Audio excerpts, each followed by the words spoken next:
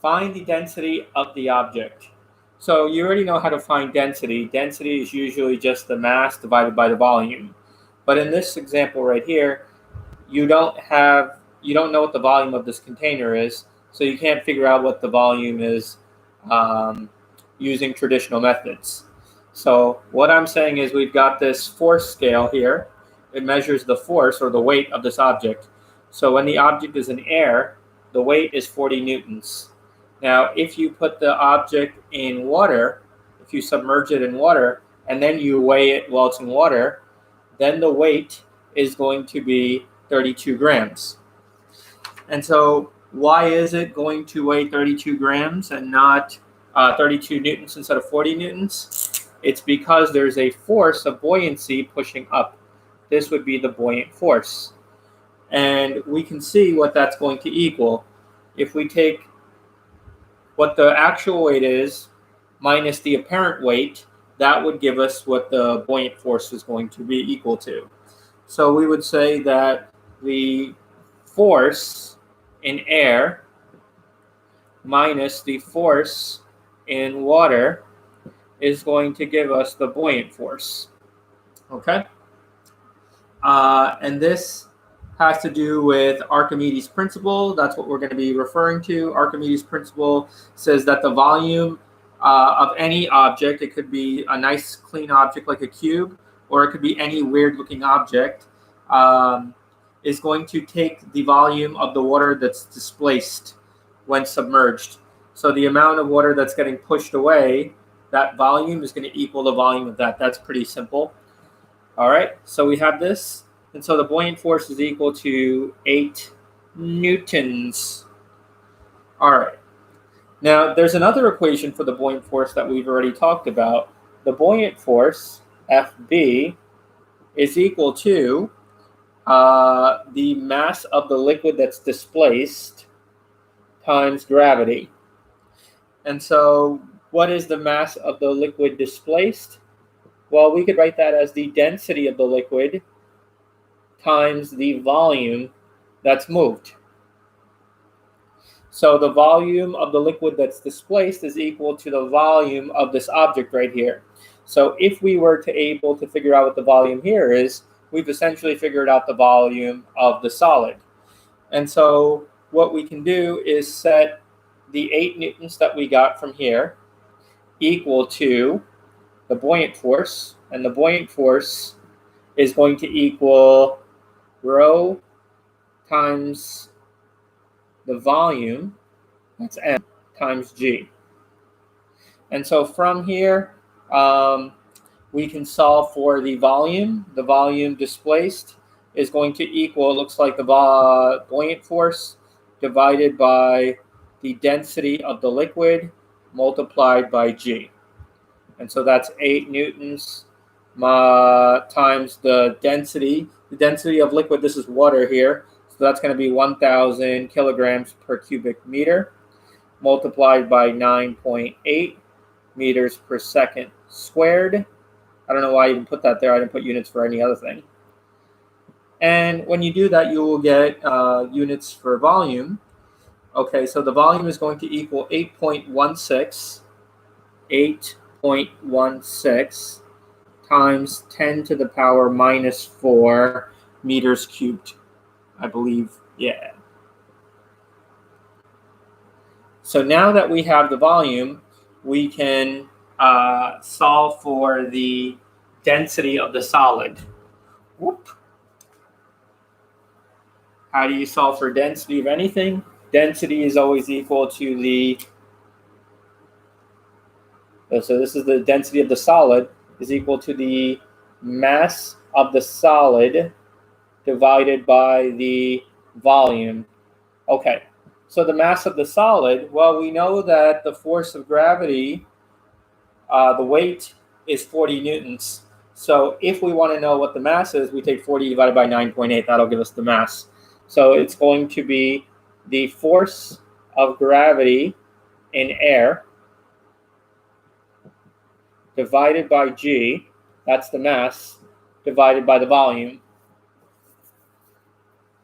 Whoop.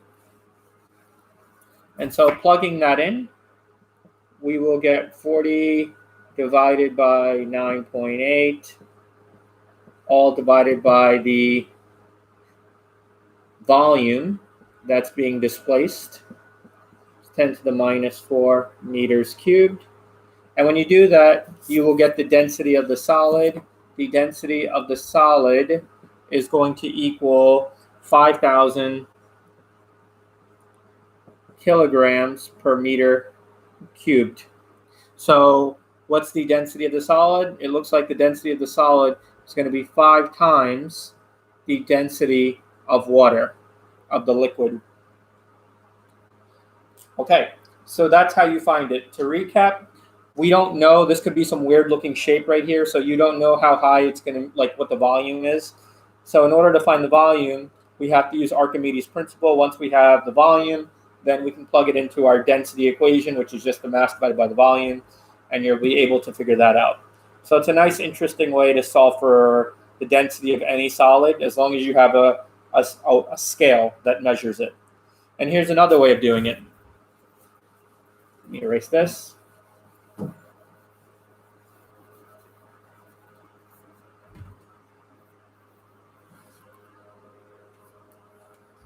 Whoa. Whoa. So here we go. Let's look at another diagram here of something similar. So we've got the weight of the object. We hold it on a spring right here, and the weight of the object in air is equal to 25 newtons. Okay, so then we take a tank and we put it on a scale. The tank weighs 100 newtons. Then what we're going to do is we're going to keep the tank the way it is, and we're going to take a string, attach it to this mass right here, and we're going to dip it down. So that way it's only going to experience the buoyant force here. And when that happens, we're not getting the entire mass, which is 25 newtons plus 100 newtons. Since we're still holding it, we're going to read 102 newtons on our scale here. So what does that tell us? It tells us the buoyant force here, obviously. The buoyant force is going to be equal to the difference between without the mass and with the mass. So the buoyant force here is going to equal 2 newtons. And we want to know what the density of the solid here is. So to find the density of the solid, we're going to do the same thing we did before. We can say that the buoyant force, which is equal to the mass of the liquid displaced multiplied by G, which is going to equal the density of the liquid, in this case it's water, times the volume times G. And then from here we can solve for the volume of the object. It's just the buoyant force like before, divided by the density of the liquid multiplied by G. And so that volume is going to equal, hold on. Oh, there we go. The density of the liquid is no longer water, it's oil. So the density of oil is 800 kilograms. So maybe it's good to write that down. We've got 2 newtons here divided by 800, which is the density times 9.8 meters per second squared. And that's going to give us 2.55 times 10 to the power negative 4 meters cubed. And then from here, you can solve for the density of the solid, just like we did in the last question, which is the mass of the solid divided by the volume. That's terrible writing there. Mass of the solid divided by the volume. And plugging those numbers in, we will get 10,000 kilograms per meter cubed, which is equal to, what is that? 10 times the density of liquid water. Okay, so what could this object be? That's 10 times the density of water. Silver is roughly 10 times the density of water. So this object could be silver that you're holding. Okay, So that's that with density. Density is a pretty straightforward idea. Now let's talk about something else that's kind of interesting, which is the surface tension. All right, surface tension. So you could imagine this rail here, this metal hanger that's been bent, and we're going to put a little tiny metal rail around it. Maybe it's plastic, I don't know. So this rail is allowed to move freely up or down. And what we're going to do is we're going to cover both sides of the rail, so this side, and then there's a back side as well, with a thin bubble. What color should I make the bubble? I'll make the bubble blue. So this is a very thin bubble, and it's on both sides. So if you can imagine this rail here, if we look at it from a two-dimensional point of view, this is a two-dimensional point of view, there's going to be a bubble sheet that's here, and there's going to be a bubble sheet from the back as well. Okay, so there's a bubble on one side, there's a bubble on the other side that's holding this together. Some soapy film, I guess you could say. And so without the soapy film, this thing would just fall straight down, but it's not falling straight down here. And what else do we know here? Let's give the length of the rod here. The length of the rod is L, and L is equal to 0.01 meter. And there are two forces acting on this rod, so that way it's staying still. One of the forces is the force due to gravity, Fg, but now we have a new force that's pulling on it upwards, like this, and that force is called the surface tension, okay? And the surface tension is two sheets. There's one sheet on the front side, and there's one sheet on the back side here. So there's two of these sheets here, okay? And we want to know what is the mass of the rod when we're given this. This is a new term here. The coefficient of surface tension, which is given by gamma. This is called the coefficient of the tension, of surface tension, and that's going to equal 25. That's going to equal 25 dyne per centimeter. And 1 dyne is equal to 1 times 10 to the power minus 4 or 5, I forget, it's 5. 10 to the minus 5 newtons. And we know that 100 centimeters is equal to, what's 100 centimeters equal to? 100 centimeters is equal to 1 meter. Okay? So we want to know what the mass of this rod is. That's our question here. What is M? So how do we determine M? Well, there's only two forces acting on it. This is pretty straightforward here. We got the force of gravity, or we'll say the surface tension, minus the force of gravity, and that's it. So that equals 0. And so we could say that the force of the surface tension has to equal m times g. And then finally, we solve for m. M is equal to the force of the surface tension divided by g. So what is the force of the surface tension? There's an equation for it.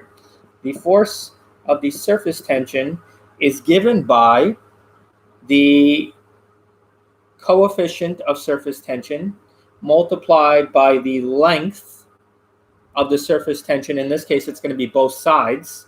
So I'm going to write length both sides, because there's a front side and a back side, multiplied by the angle cosine theta.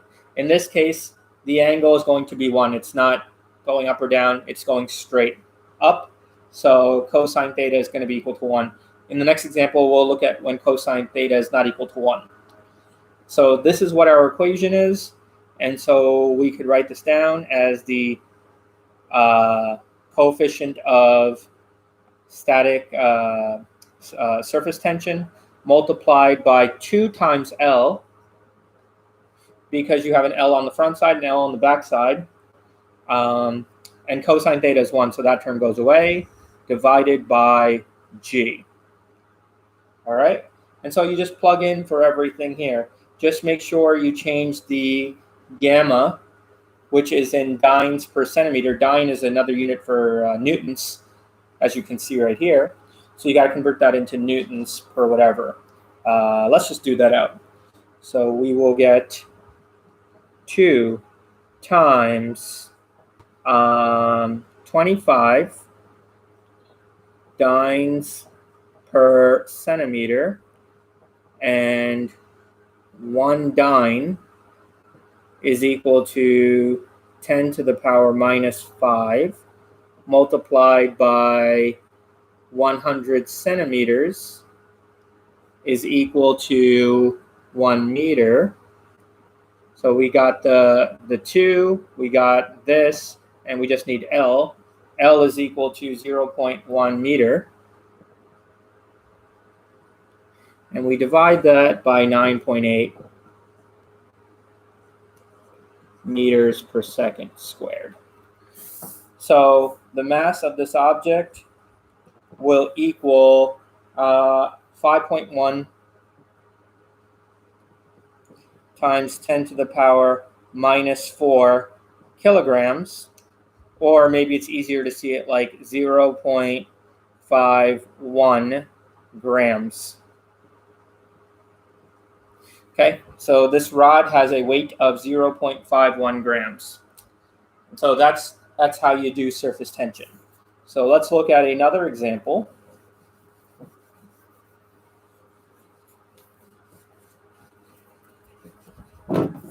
And so the next example is this. We've got a pool. So we've got this pool here. Oh boy, I made it so angly. That's okay. No. You gotta draw a parallel. So this thing actually goes down like that. And then this one has to go parallel like that. And then this one has to be parallel to it like that and like that. There we go. So this is a block of water here. Whatever, we don't really interested in that. What we're interested in is I'm going to put a pin at the very top. And the pin is going to float. So we've got a pin.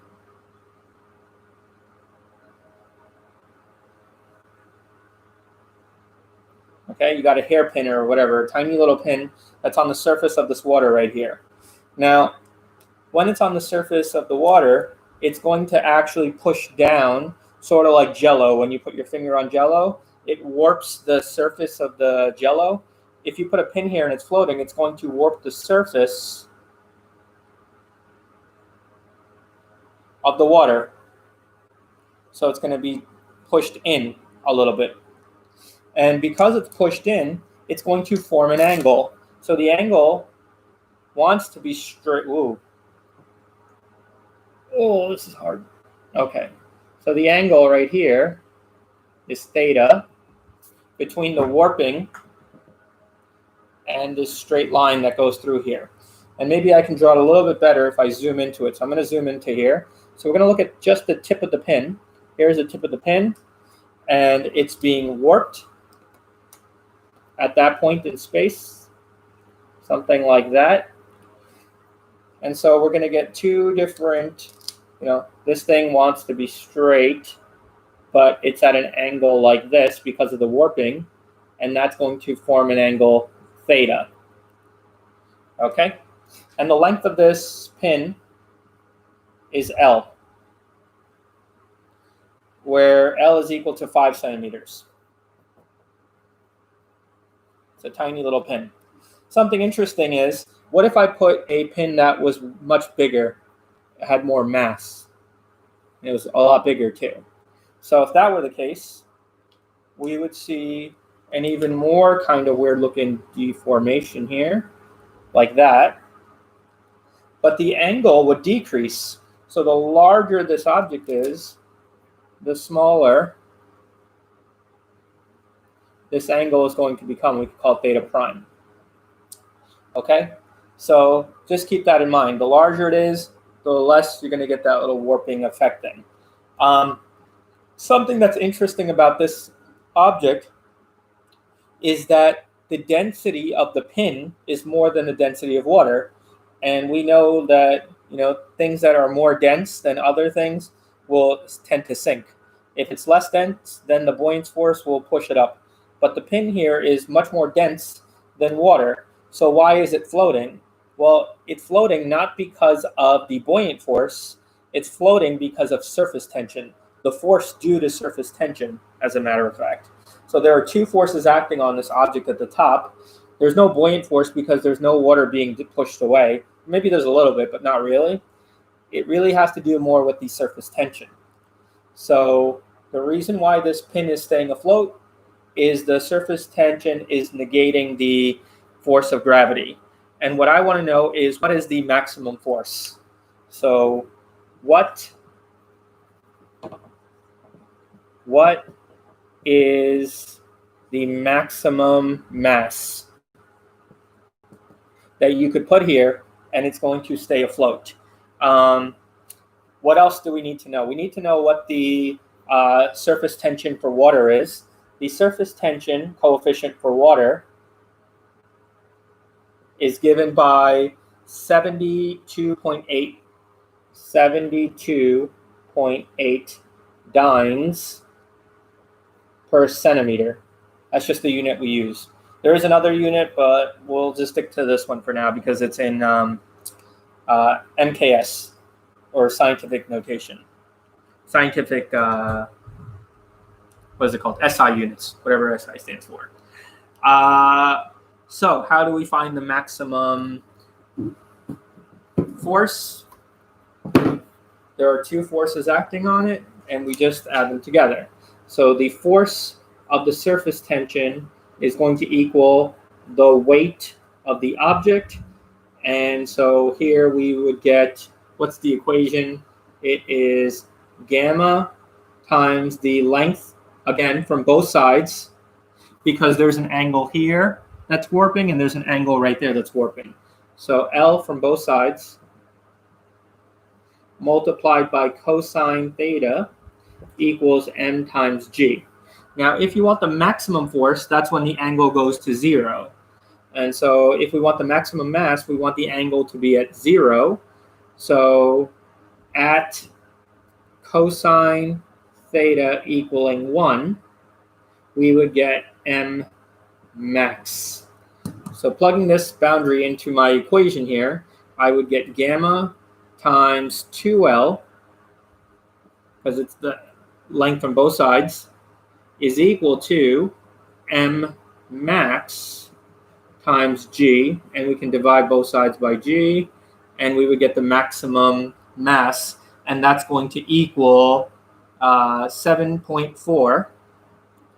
M max is going to equal 7.4 times 10 to the power minus 4 kilograms, or in a unit that were easier to see, 0.74 grams.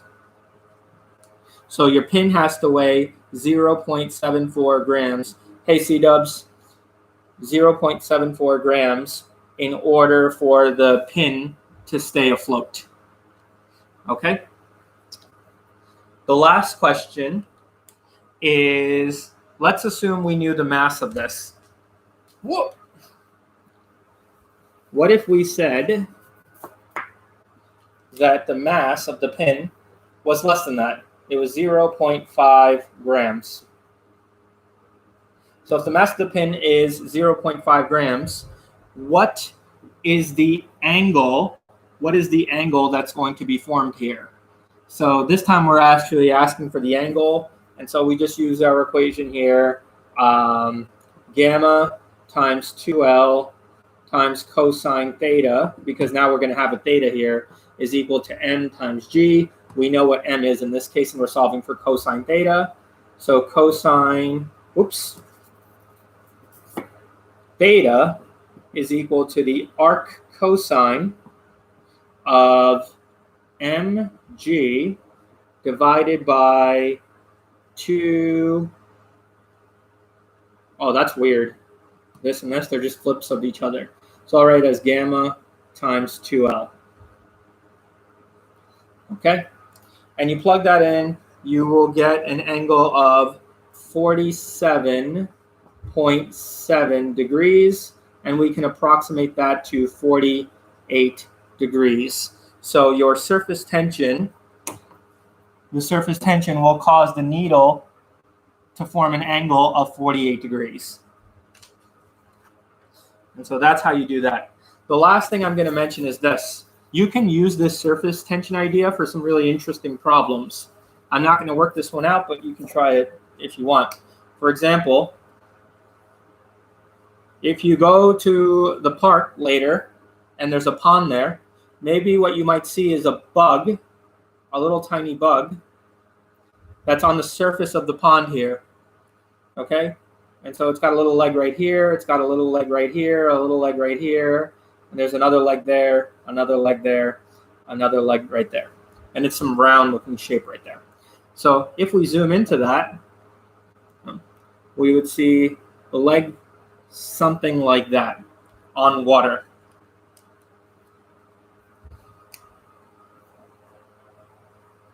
Okay? And what we could do is use this idea from the needle example, and we could do the same thing with the bug here. What are they called? Water gliders or striders? I don't remember. I don't know what they're called, but they're on the top of the surface of the water. Striders, huh? All right, if that's what they're called. But here's the cool thing: if you're going to be an engineer, in my old university, they did this challenge where they would call it the walk on water, where you would create enough surface tension, like your shoes would have enough surface tension that you would try to walk on water. So some people tried weird things. They made like these shoes that were really wide, so that way when they stepped on them, they would get, enough surface tension to keep them afloat. And that's something people would like to do. There's probably some religious figure that walked on water. So, the idea is because of surface tension here. So what you would do is instead of 2L, you would take the circumference of this, and that would be L, because the circumference of this is what's going to fold it downwards. But the idea would still be the same. The only difference is the weight of this thing, the weight of the bug, mg, would equal 6 times the surface tension because it has 6 legs. So what you would do is you would find the surface tension of 1. Let's see. Then is skipping stones also surface tension, or is it the water drag force? So there's a weird thing that happens with skipping stones, and there's also like lizards. If you ever watch Planet Earth, you see lizards like running across the water. It looks like they're walking across it. So a part of that actually has to do with momentum. They're hitting it so hard, and the water is pushing back on them, which allows them to skip forward. So yes, there's some surface tension, but it's more like you're hitting the water and the water is hitting you back. So it's sort of like pushing you forward. So that's the idea with objects that can like walk on water if you're running through water. Yes, the Jesus lizard. If you remember from Physics E in the textbook, there's a picture of a lizard that's running like this. And Akane, Megan from MIT, there's a picture that she drew. You can ask her about it. Okay. So that's how you do this. So just do it 6 times, and then you can figure out what the mass of the water lizard would have to be, or not the water lizard, the bug right here. And so that's an example of the surface tension. If there's anything else I want to say, after surface tension, well, we're not doing any more lessons here. Yeah, you showed me that. That's right. That's right. You can do some interesting things with surface tension and then start talking about something called the capillary forces. So if you ever take a straw and you pump some water into it, like you suck on some of the water and it goes up to like some height here, and then you hold it down from right here.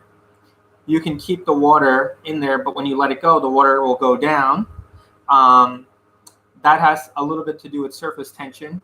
But then also what you'll notice is maybe the water will rise a little bit. So if it's in a cup that's this big with the water filled this high, the water might still be rising a little bit.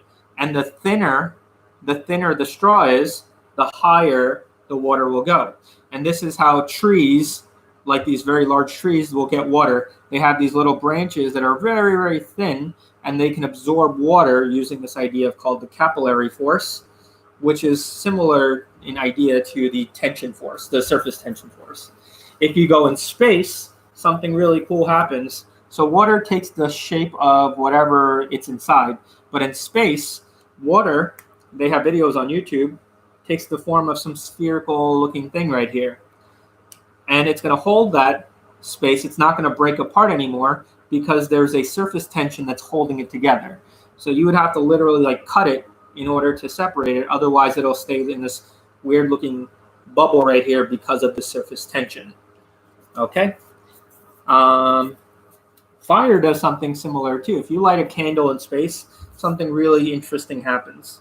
Maybe you could watch that on your free time. So how would swimming in that thing be? Well, it would be weird because you don't feel weight already because you're in space. So you're feeling weightless in space and you're inside of a water. So the only thing you're going to experience is the resistance of the water, but you're still going to be weightless. All right. So that is it. I've got new lessons to make for a different class. So hopefully you enjoyed these couple of lectures, and maybe I'll make more videos continuing this on at some point later in the future, and I'll upload them on YouTube. But until then, see ya. Adios.